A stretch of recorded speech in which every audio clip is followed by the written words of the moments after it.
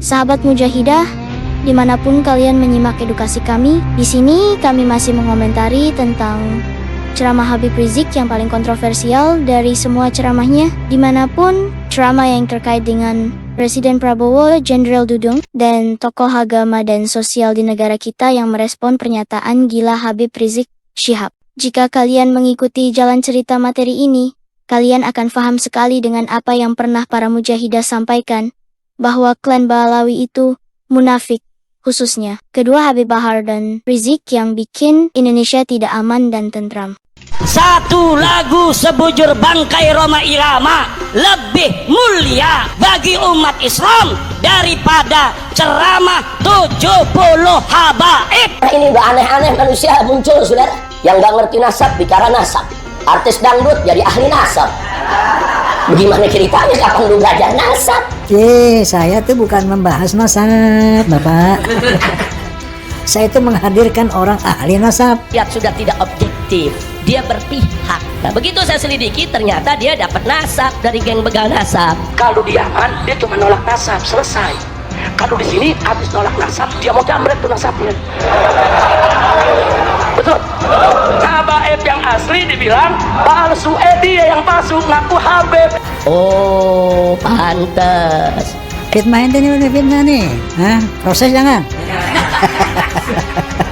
Saya melihat tiap mau tidur saya lihat YouTube pertengkaran Roma Irama, Imaduddin, Gus Abbas dengan para habaib itu luar biasa, menimbulkan pro kontra. Lalu saya lihat apa sih masalahnya? Kalau saya sendiri pribadi,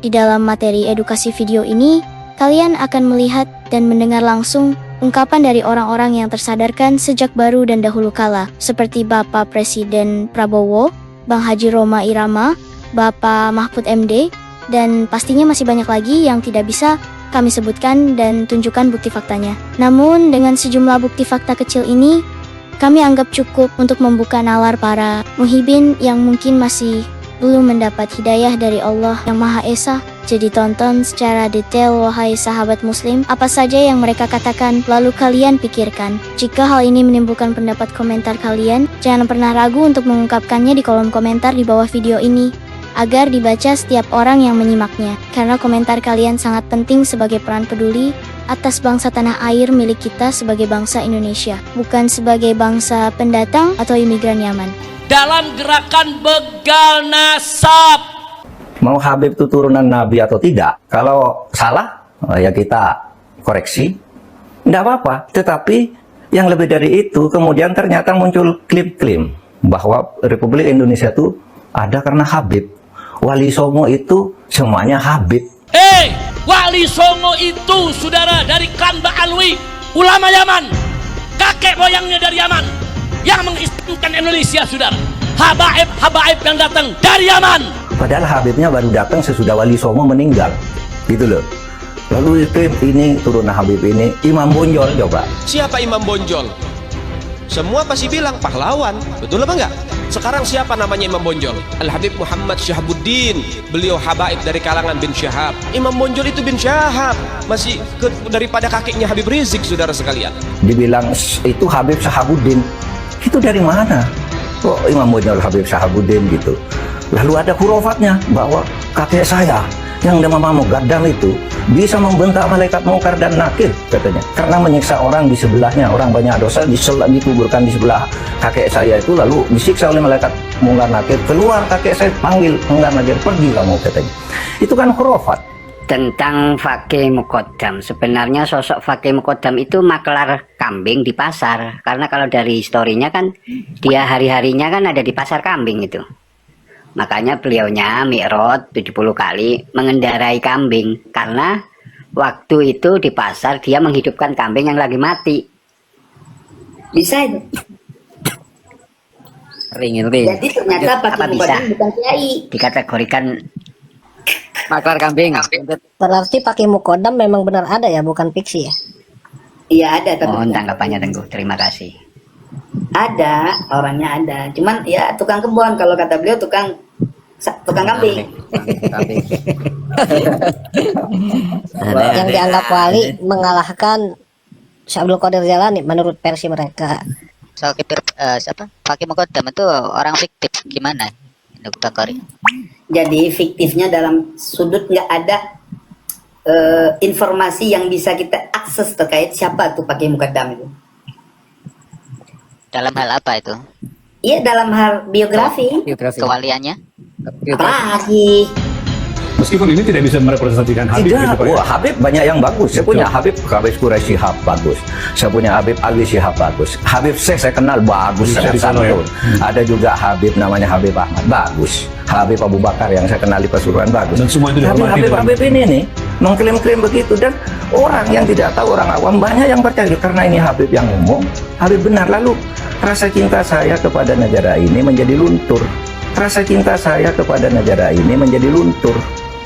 Seakan-akan oh, ini karena Habib. Di situ saya tersinggung. Bayangkan Bapak Mahfud MD saja tersadarkan dengan perilaku para habaib yang sudah puluhan tahun berceramah bebas dan ngawur. Lama-kelamaan, malah terlihat ingin menguasai Indonesia dengan mengatakan seperti yang kalian dengar sendiri. Jadi bukan Bapak Mahfud MD saja yang berpikiran seperti itu, tapi kalian pun merasa berpikir yang sama, bahwa kita sebagai pribumi merasa tidak bisa apa-apa tanpa melalui peran juang para habaib. Padahal semua itu dusta, dan jika tidak ada Kiai Imad, lalu siapa lagi yang akan membongkar semua kepalsukan dan pembodohan mereka ini? Jadi Allah cukup adil mengutus Kiai Imaduddin untuk meredam serta menghancurkan niat terselubung dari orang asing yang ingin menjajah negara kita melalui agama. Kenapa selalu kami sertakan kata bohong yang terucap dari mulut Habib Rizik? Karena kebenaran dan kebohongan pada diri orang ini menjadi satu, sehingga tidak bisa dibedakan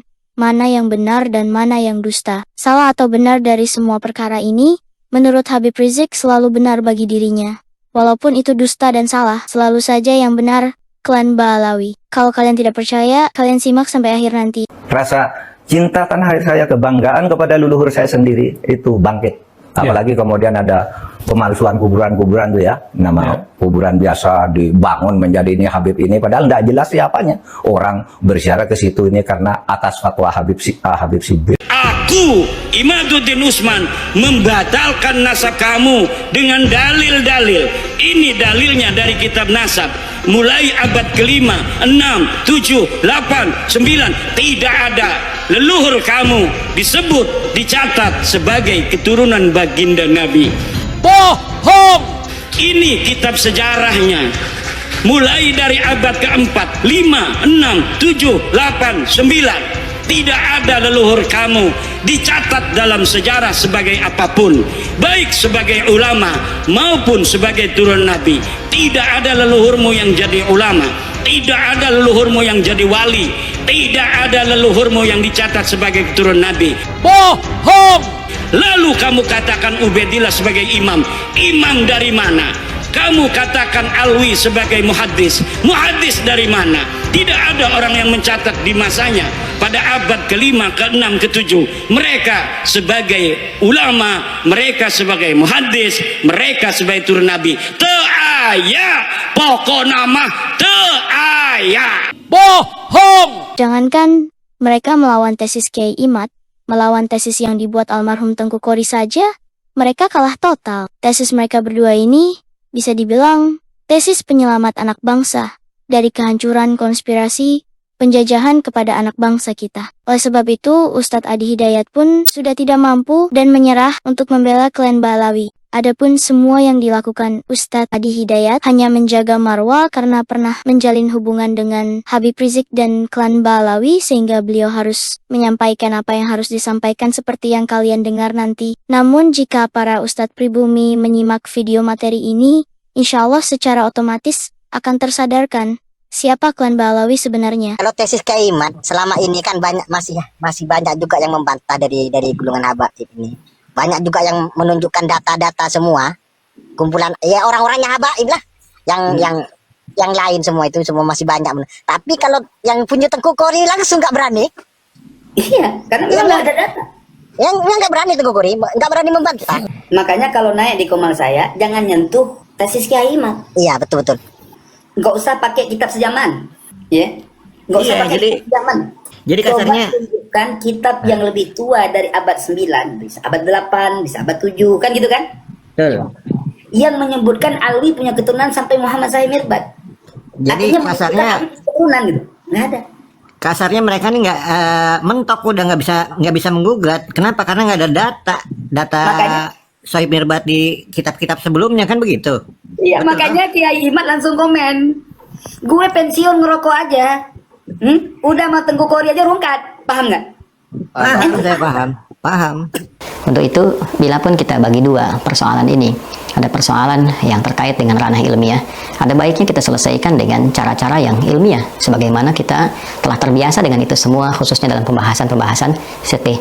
Saya sarankan akan lebih baik bila di sini seperti MUI menjadi wadah misalnya, wadah yang baik untuk menguji berbagai macam masalah-masalah yang diajukan, khususnya terkait dengan polemik nasab ini. Silahkan diujikan di tempat yang baik. Tentu tidak bisa disebut sebuah pemikiran yang komprehensif, apakah itu namanya tesis atau yang lainnya kalau belum diuji. Ya, untuk itu ada baiknya hal-hal yang dipersoalkan, baik itu pihak penyoal ataupun juga yang disoal, lalu duduk di situ sebagai penengah para ulama-ulama untuk menilai dengan standar-standar keilmuan yang memang pakemnya telah kita ketahui bersama, sistematikanya juga telah disusun oleh para ulama, telah kita ketahui.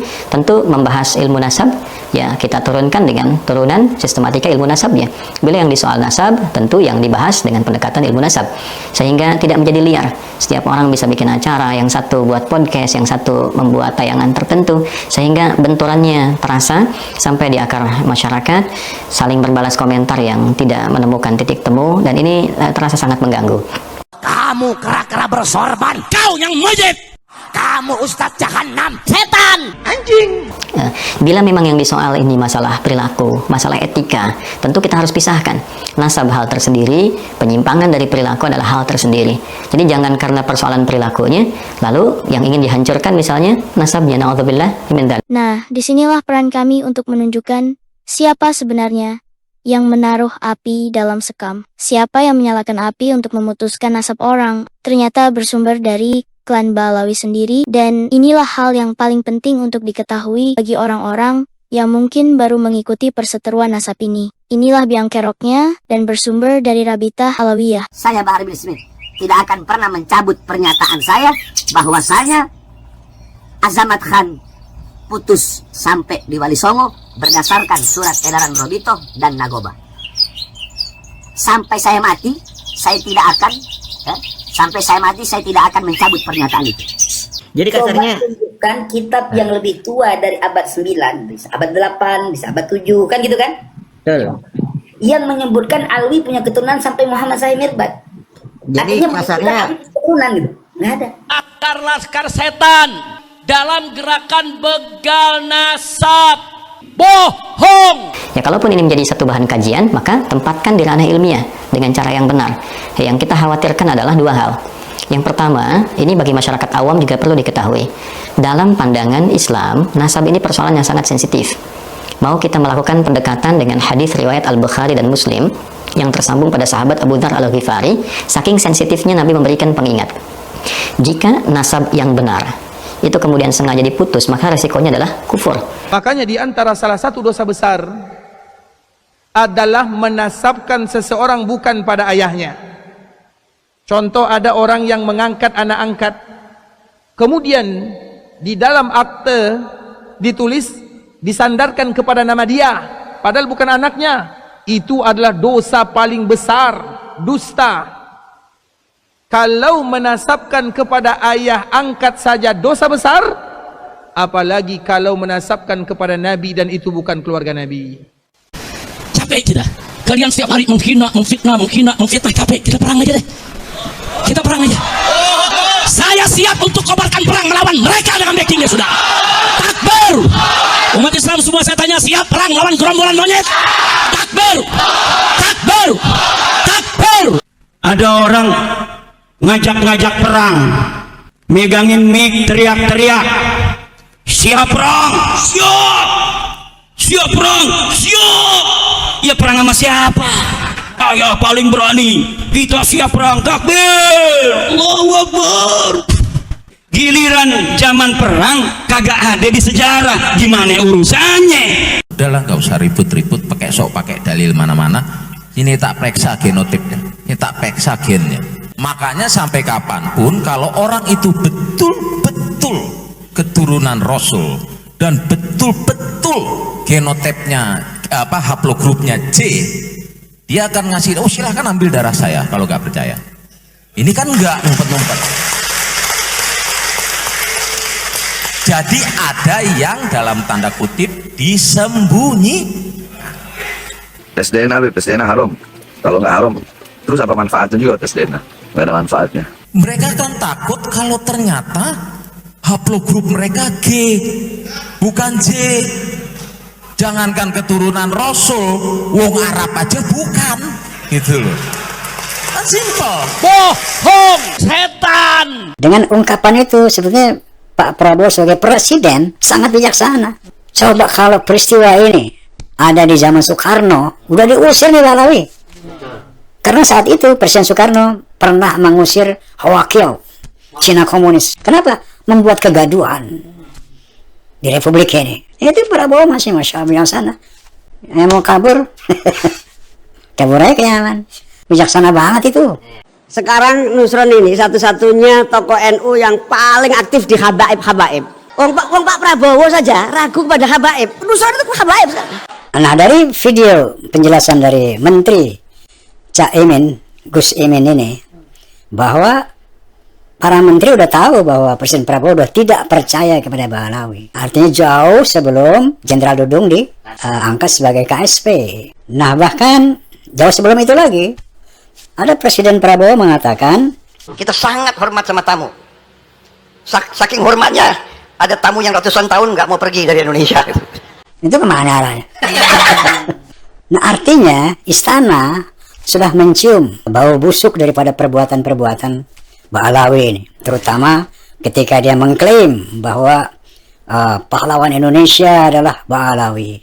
Bohong! Jadi, tuduhan-tuduhan kepada Bapak Presiden Prabowo terpatahkan dengan data-data yang sudah kalian simak dan yang sudah disampaikan oleh Bang Haji Romai Rama. Semua ini fakta, bukan kebohongan, tapi tetap saja Habib Rizik menolak fakta ini. Jadi sampai mati, mereka ini sudah tidak menghargai kaidah agama Islam, sudah tidak menghargai arti kebenaran, kejujuran, dan bertahan di dalam kefasikan. Pertanyaannya, apakah ada ulama Islam yang keburukan? Ketika mereka mengklaim Indonesia milik Aulia Tarim.